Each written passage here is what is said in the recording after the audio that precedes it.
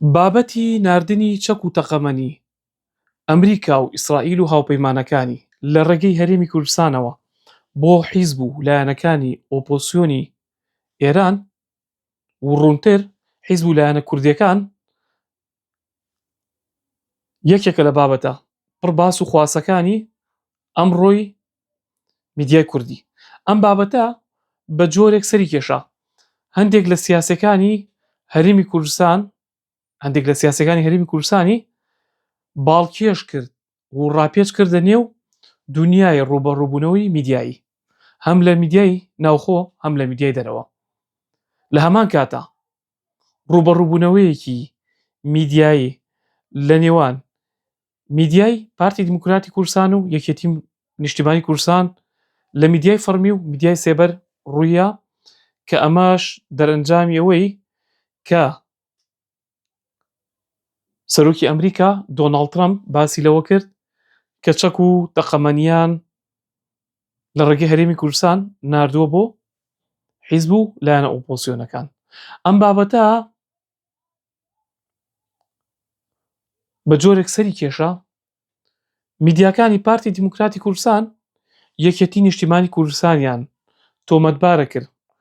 بە بردن یاخود هەندێک جار وشەی نەشیاوی دزینیان بەکار ئێنا لە میدیای ناوفەرمیانەوە، وشەی دزیان بەکارێنا بۆ بردننی چەک و تەقەمەنیەکان و لە هەمان کاتە یەکێتی نیشتیمانی کوردستان پەنجەی تۆمەتی بۆ پارتی دیموکراتی کوردستان ڕادەکێشا تا ئاسیەوەی کە کادری یەکێتی نیشتیمانی باسی لەوە کرد کە چەک و تەقەمەنی لە کۆگای وەزارەتی ناوخۆ هەڵگیراوە و وەزارەتی ناوخۆش بە هەڕەشەی داواکردنی لە ڕێگەی دادگاوە داوای یاسایی لەسەر ئەو کادری یەکێتی نیشتیمانی تۆمەتبار ئەنووسن یاخود داوای یاسایی لەسەر ئەنووسن لەسەر ئەو میدیایی کە قسەکەی لێکردووە کە چەناڵەش بوو ڕاپێچەکەنە بەردەم دادگا ئەبێ دەو قسەی بسەلمێنەیە کە گوایە ئەو توێتی چەک و تەقەمەنیەکان لە کۆگایەکی حکوومەتی هەرێمی کوردستان و وەزارەتی ناوخۆ هەڵگیراوە. بەڵام ڕاست و دروستی ئەم بابەتە چییە؟ من بە دوواداچوونم بۆ کرد و لە ڕێگەی هەواڵی ناوخۆ و هەواڵی جیهانی گەیشتم بەوەی کە کۆگای چەک و تەقەمەنیەکان لەکوێیە. بەڕێزان، کۆگای چەک و تەقەمەنیەکان لایەکی حیزبێکی کوردیە. لە ڕاستیە ئەم هەواڵە بەشێک بوو لە جەنگی دەرونی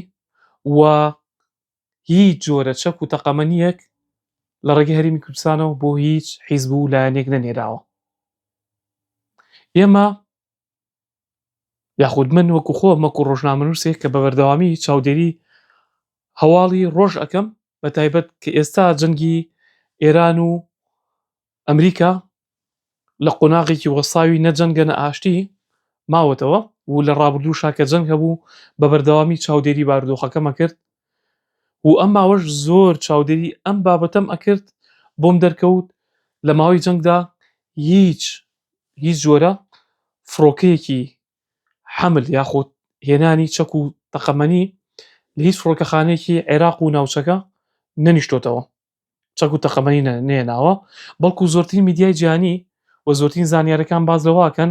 کاتێک ئەمریکا خۆی بۆ جەنگێک ئامادەکات پێشوەخت چەک و تەقەمەنی ئەنێرێت بۆ ئەو بنکە سەربازیانەی کە نزیکی ناوچەی جەنگن و لە هەمان کاتە لە کاتی جەنگدا بە هیچ جۆرە فڕۆکەیەکی هێنانی چەک و تەقەمەنی کە خۆمان فڕۆکەی بارهەڵگر یاخود حەملی سەربازی پێڵین نهاتۆتە فڕۆکەخانەکانی عێراق و هەرێمی کوردستان و بەتایبەت لەم کاتەشە کە ئەمریکا خۆی باز لەوە کات کە فڕۆکەخانەکان و بنکە سەربازەکانی لە عێراقدا خستووە بێجگە لە هەرێمی کوردستان کە چەند سەد سەربازێکی یاخود دەکاتە چەند هەزار سەربازێکی لە هەرێمی کوردستان ماو بە تەنها دوو فڕۆکەخانەی هەریر و فڕۆکەخانەی هەولێر بۆ مەبەستە بەکارێنێت. ئەمە زانیاری خۆیانە، بەڵام کۆدی فڕۆکەخانەکان بەگشتی باز لەوەکەن کە هیچ فڕۆکەیەکی سەربازی ئەمریکا لە ماوەی جەنگدا لەم ناوچەی نەیشتۆتەوە. ئەمە خاڵێکی تر کاتێک ڕۆژنامەنووسێکی چەناڵی ڕوودا و کاک دیار ڕوبەڕووی وەزیری دەرەوەی ئەمریکا مارکۆ ڕۆبیۆ ئەبێتەوە باس پرسیاری ئەم بابەتەی لێکات ئەو بە جۆرە لە جۆرەکان خۆی لەم بابەتە لایەت و تەواوی زانیاریەکە ناخاتە بەردەست. ئەمەش مانای ئەوەیە کە وەزیری دەرەوەی ئەمریکا زانیاری نییە لەسەر ناردنی چەک و تەقەمەنی. بۆیە من بە تەواوی گەیشتم بەو باوەڕەی کە ئەمە بەشێکە لە جەنگی دەرونی کە لەلایەن سەرۆکی ئەمریکا دۆناڵد ترەمپ دژ بە ئێران لەسەر هەژمار و حسابی کورد کردی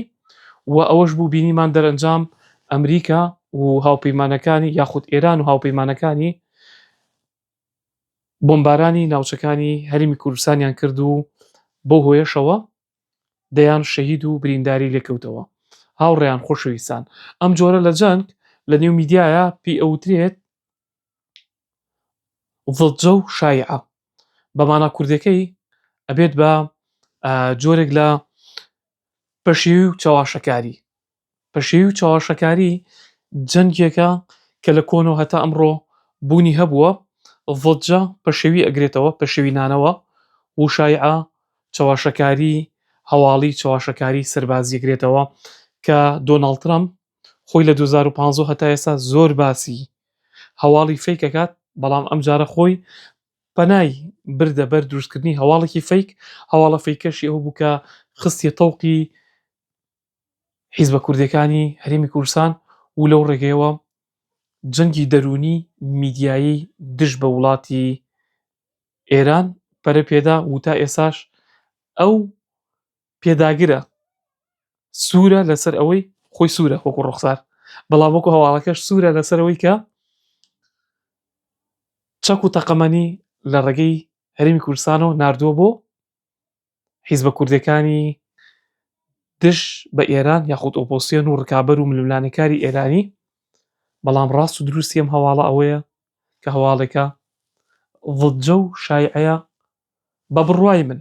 بە بەدواداچوونی من، بە پشتبەستن بۆ هەواڵانی کە لە ئەمڕۆی میدیای جیهانی و میدیای کوردیە هەیە. ئەم هەواڵە دوورە لە ڕاستی و هەواڵێکی فەیکە. هەواڵێکە وەک باسمان کرد بەشێکە لە جەنگی دەرونی کە هەموو وڵاتانی بەشەڕاهاتوو لە دنیا لە کۆنەوە هەتا ئەمڕۆ پشتی پێبەستن و هەندێک جار تیا سەرکەوتوو بوون و هەندێک جاریش تیایدا شکستیان هێناوە. بەڵام بەداخەوە ئەوەی کە تایە ببرن، ئەوەی کە تایە کەوتە نێو دنیایەکی چاواشەوە حیزب و لایەنە کوردەکان بوون، بە تایبەت پارتی دیموکراتی کوردستان و یەکێتی نیشتیمانی کوردستان و میدیای فەرمی و میدیای ناوفەرمی ئەو دوو حیزبە کە لەم هەواڵەیە بوونە بەشێک لە چاواشەکاریەکانی سەرۆکی ئەمریکا دۆناڵد ترەمپ کە دژ بە ئێران لە ڕێگەی هەرێمی کوردستانەوە لە ڕێگەی هەرێمی کوردستان گرتیە بەر، کەویش ضجە و شایعە بوو، پەشێوی و چاواشەکاری بوو کە وەک هەواڵێکی فەیک لە نێو هەواڵەکاندا تۆمارە کرێت و منیش لای خۆمەوە وەکو تێبینەرێک و چاودێرێکی نێو دنیای میدیا وەکو ڕۆژنامەنووسێکی خاوەن ئەزموون ئەم بابەتە لە لای خۆم بە هەواڵێکی چاواشەکار تۆمارەکەم.